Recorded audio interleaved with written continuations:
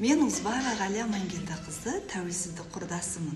Қазақстан тәуелсіздік алған жылмен қатар туған ұрпақтың өкілі ретінде елмен бірге өсіп, елмен бірге қалыптастым. Бүгінгі таңда тәуелсіз елдің педагогы болу мен үшін үлкен мәртебе әрі жауапкершілік. Педагог қоғамның рухани тірегі, ұлт болашағын қалыптастыратын негізгі тұлға. Ұстаздың еңбегі көзге көрінбейтін, бірақ нәтижесі бүкіл елдің дамуына әсер ететін ұлы миссия.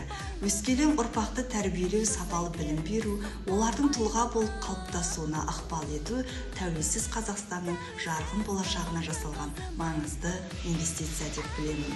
Тәуелсіздікпен бірге өскен буын ретінде еліміздің білім саласындағы оң өзгерістерді, жаңа стандарттардың енгізілуін, заманауи әдістердің дамуын өз көзіммен көріп келемін.